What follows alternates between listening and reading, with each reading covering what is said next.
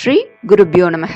அனைவருக்கும் நமஸ்காரம். நாம் சூரிய பகவானை பிரார்த்தித்து ஆதித்ய ஹிருதய ஸ்தோத்திரம் பார்க்கலாம். ஸ்ரீ சூரிய பகவான் பிரத்யக்ஷ தெய்வமாக தரிசனம் தருகிறார். அகஸ்தியர் அருளிய ஆதித்ய ஹிருதய ஸ்தோத்திரம் சொல்லி அவரை தியானித்தே ஸ்ரீ ராமச்சந்திரமூர்த்தி ராம ராவண யுத்தத்தில் வெற்றி பெற்றார். வாழ்வில் அனைத்து தடைகளும் நீங்கி எடுத்த காரியம் அனைத்திலும் வெற்றி உண்டாக அனைவரும் இந்த ஸ்லோகத்தை தினமுமே பாராயணம் செய்யலாம். இன்று ஞாயிற்றுக்கிழமை சூரிய பகவானுக்குரிய நாள், இன்னும் விசேஷம். அதனால் அனைவரும் அவசியம் சொல்ல வேண்டிய ஸ்லோகம் ஆதித்ய ஹிருதயம். நாமும் சகல சௌபாகியங்களும் பெற இந்த ஆதித்ய ஹிருதய ஸ்தோத்திரத்தை இந்த நன்னாளில் அவசியம் பாராயணம் செய்வோம்.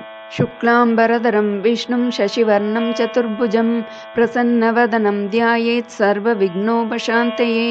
जयतु जयतु सूर्यं सप्तलोकैकदीपं किरणशमितापापक्लेशदुःखस्य नाशम् अरुणकिरणगम्यम् आदिम् आदित्यमूर्तिं सकलभुवनवन्द्यं भास्करं तं नमामि. श्री अगस्त्य मुनिकृत आदित्य हृदयं स्तोत्रम्.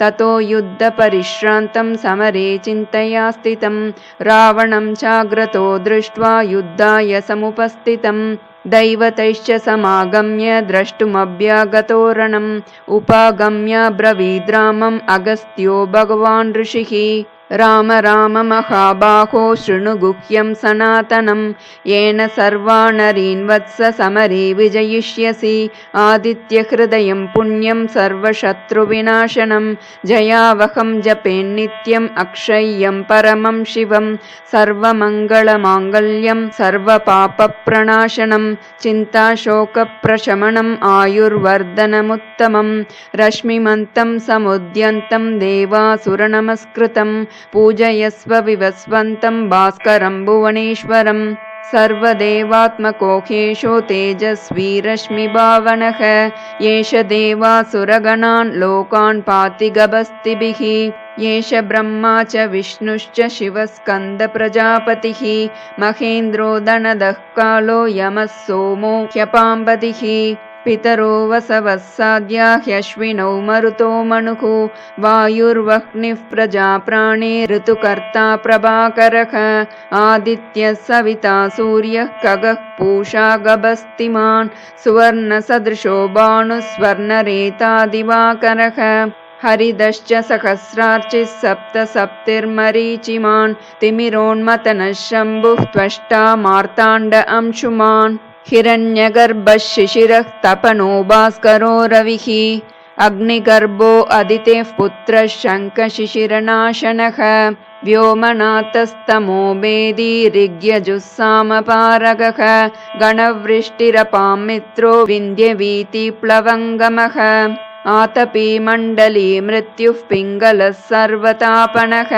कविर्विश्वो महातेजः रक्तः सर्वभवोद्भवः नक्षत्रग्रहताराणाम् अधिपो विश्वभावनः तेजसामपि तेजस्वी द्वादशात्मन्नमोऽस्तु ते नमः पूर्वाय गिरये पश्चिमायाद्रये नमः ज्योतिर्गणानां पतये दिनाधिपतये नमः जयाय जयभद्राय हर्यश्वाय नमो नमः नमो नमः सहस्रांशो आदित्याय नमो नमः नम उग्राय वीराय सारंगाय नमो नमः नमः पद्मप्रबोधाय प्रचण्डाय नमो नमः ब्रह्मेशानाच्युतेशाय सूर्यायादित्यवर्चसे भास्वते सर्वभक्षाय रौद्राय वपुषे नमः तमोघ्नाय हिमग्नाय शत्रुघ्नायामितात्मने कृतघ्नघ्नाय देवाय ज्योतिषां पतये नमः तप्तचामीकराभाय वह्नये विश्वकर्मणे नमस्तमोभिनिघ्नाय गृणये लोकसाक्षिणे नाशयत्येष वैभूतं तदेव सृजति प्रभुः पायत्येष तपत्येष वर्षत्येष गभस्तिभिः येष सुप्तेषु जागर्ति भूतेषु परिनिष्ठितः येष एवाग्निहोत्रं च फलं चैवाग्निहोत्रिणां वेदाश्च क्रतवश्चैव क्रतूनां फलमेव च यानि कृत्यानि लोकेषु सर्व एष रविः प्रभुः येन मापत्सु कृच्छेषु कान्तारेषु भयेषु च कीर्तयन् पुरुषः कश्चित् नावसीदति राघव पूजयस्वैनमेकाग्रो देवदेवं जगत्पतिम् एतत् त्रिगुणितं जप्त्वा युद्धेषु विजयिष्यसि अस्मिन् क्षणे महाबाहो रावणं त्वं वदिष्यसि एवमुक्त्वा तदागस्त्यो जगाम च यथागतम् एतच्छुत्वा महातेजा नष्टशोको अभवत् तदा धारयामास सुप्रीतो राघवः प्रयतात्मवान् आदित्यं प्रेक्ष्य जप्त्वा तु परं हर्षम् अवाप्तवान् त्रिराचम्य शुचिर्भूत्वा धनुरादाय वीर्यवान् रावणं प्रेक्ष्य हृष्टात्मा युद्धाय समुपागमत् सर्वयत्नेन महता वदे तस्य धृतोऽभवत् अत रवि अवदत् निरीक्ष्य रामम् उदितमनः परमं प्रहृष्यमाणः निशिचरपति संशयं विदित्वा सुरगणमध्य गतो वचस्त्वरेति इति श्री அகஸ்திய முனி கிருத ஆதித்ய ஹிருதயம் சம்பூர்ணம். சீதள மாதாவை வேண்டி இந்த சீதளாஷ்டகம் சொல்ல கடுமையான நோய்களிலிருந்து விடுபட்டு பூரண ஆரோக்கியம் பெறலாம். நாம ஸ்தோத்திரத்தை பார்க்கலாம். ஸ்ரீ சீதளாஷ்டகம். அஸ்ய ஸ்ரீ சீதளா ஸ்தோத்ரஸ்ய மகாதேவ ரிஷிஹி அனுஷ்டுப் சந்தக சீதளா தேவதா லக்ஷ்மீர் பீஜம் பவானி சக்திஹி சர்வ விஸ்போட்டக நிவృత్యர்த்தே ஜபே விநியோகः ஈஸ்வர உவாச்ச வந்தேஹம் சீதளாம் தேவீம் ராசபஸ்தாம் திகம்பராம் மார்ஜனீ கலசோபேதாம் शूर्पालङ्कृतमस्तकाम् वन्देऽहं शीतलां देवीं सर्वरोगभयापहाम् यामासाद्य निवर्तेत विस्फोटकभयं महत् शीतले शीतले चेति यो ब्रूयाद्दाह पीडितः विस्फोटकभयं घोरं क्षिप्रं तस्य प्रणश्यति यस्त्वामुदकमध्ये तु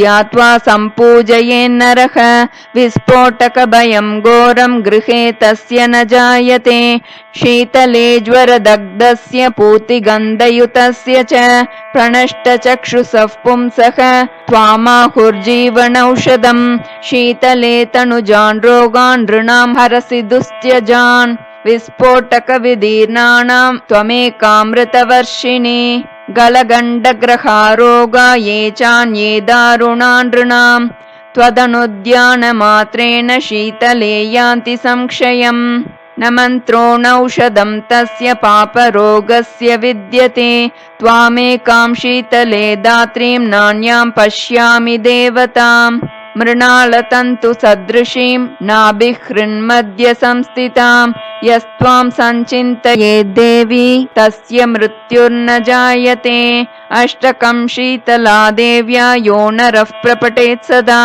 विस्फोटकभयं घोरं गृहे तस्य न जायते श्रोतव्यं पठितव्यं च श्रद्धा भक्ति समन्वितैः उपसर्गविनाशाय परं स्वस्त्ययनं महत् शीतले त्वं जगन्माता शीतले त्वं जगत्पिता शीतले त्वं जगद्धात्री शीतलायै नमो नमः शीतले त्वं जगन्माता शीतले त्वं जगत्पिता शीतले त्वं जगद्धात्री शीतलायै नमो नमः शीतले त्वं जगन्माता शीतले त्वं जगत्पिता शीतले त्वं जगद्धात्री शीतलायै नमो नमः रासभोगर्दभश्चैव करो वैशाखनन्दनः शीतलावाहनश्चैव दुर्वाकन्दनिकृन्तनः एतानि करनामानि शीतलाग्रे तु यः पठेत् तस्य गेहे शिशूनां च शीतलारुग् न जायते शीतलाष्टकमे वेदं न देयं यस्य कस्यचित् दातव्यं च सदा तस्मै श्रद्धा भक्तियुताय वै इति श्रीस्कान्दपुराणे शीतलाष्टकं सम्पूर्णम्। இந்த கோடையில் அனைவரும் மாரியம்மனை சீத்தல மாதாவை வேண்டி ஆரோக்கிய வரம் தரும் இந்த ஸ்ரீ சீத்தலாஷ்டகம் பாராயணம் செய்வோம். கடுமையான நோய்களிலிருந்து விடுபடுவோம். இந்த ஸ்தோத்திரத்தினை தினமுமே பாராயணம் செய்யலாம். முழுவதுமாக சொல்ல இயலாத நேரத்தில் நான் முதலில் சொன்ன சீத்தலேத்வம் ஜெகன்மாதா, சீத்தலேத்வம் ஜெகத்பிதா, சீத்தலேத்வம் ஜெகத்தாத்ரி, சீத்தலாயை நமோ நமக இந்த வரிகளை திரும்ப திரும்ப பலமுறை சொல்லி சீத்தலாதேவியின் அருளை பரிபூரணமாக பெறலாம். அன்னை சீத்தலாதேவி சரணம். ஸ்ரீ குருபியோ நமக. நமஸ்காரம்.